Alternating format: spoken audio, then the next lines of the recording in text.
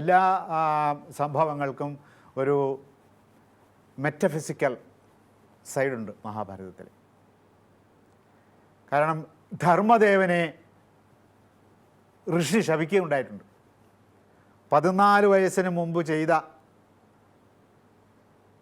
പ്രവൃത്തികൾക്ക് ശിക്ഷ കൊടുക്കാൻ പാടില്ലെന്നാണ്.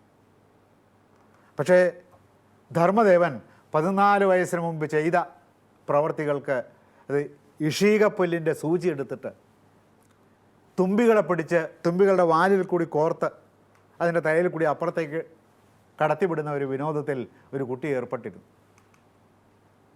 ഋഷികുമാരൻ. അപ്പോൾ അദ്ദേഹം അന്തരിച്ച് യമധർമ്മൻ്റെ മുമ്പിൽ ഹാജരാക്കപ്പെട്ടപ്പോൾ അതിനുവേണ്ടി ശിക്ഷിച്ചു. ഇപ്പോൾ 14 വയസ്സ് വരെ കുട്ടികൾക്ക് വേണ്ടത്ര വിവേകം ഉദിച്ചിട്ടില്ലാത്തതിനാൽ 14 വയസ്സിന് മുമ്പ് കുട്ടികൾ പാപപ്രവൃത്തികളോ ദുഷ്കർമ്മങ്ങളോ ചെയ്തിട്ടുണ്ടെങ്കിൽ അവരെ ശിക്ഷിക്കാൻ പാടില്ല എന്ന് അദ്ദേഹം ബാധിച്ചു. അപ്പോൾ യമധർമ്മൻ പറഞ്ഞു, അതൊക്കെ നിങ്ങൾ പിന്നീട് നടത്തിക്കോളൂ, ഇപ്പോഴത്തെ സമ്പ്രദായം അനുസരിച്ച് നിങ്ങൾ ശിക്ഷ അർഹിക്കുന്നു, അതുകൊണ്ട് നിങ്ങളെ ശിക്ഷിക്കുന്നു. അപ്പോൾ പറഞ്ഞു, എങ്കിൽ ഞാൻ തിരിച്ച് നിങ്ങൾക്കൊരു ശിക്ഷ തരാൻ എനിക്കിന്ന് കഴിവുണ്ട്. നിങ്ങൾ ഭൂലോകത്ത് പോയി ജനിച്ച് ഭൂമിയിലെ ജീവിതത്തിൻ്റെ ദുഃഖകരമായ പീഡകളൊക്കെ അനുഭവിച്ചിട്ട് മടങ്ങി വന്നാൽ മതി എന്ന് പറഞ്ഞ് ശപിച്ചു. ഈ ശാപം പോക്കാൻ വേണ്ടി ജനിച്ച ആളാണ് ഈ വിതുരൻ. അപ്പോൾ ധർമ്മദേവൻ്റെ തന്നെ മറ്റൊരു ജന്മമാണ് വിതുരൻ. അപ്പോൾ ആ ശാപമോക്ഷത്തിന് വേണ്ടിയും കൂടി അദ്ദേഹം ജനിച്ചിരിക്കുകയാണ്. അതിന് വ്യാസൻ കാരണക്കാരനായി എന്നതാണ് അതിൻ്റെ മെറ്റഫിസിക്കൽ സൈഡ്, അതിൻ്റെ അതീത ഭൗതിക വശം. അങ്ങനെയൊന്നുണ്ട്. അപ്പോൾ അതിലൂടെ വിടുതി കിട്ടുകയും ചെയ്തു.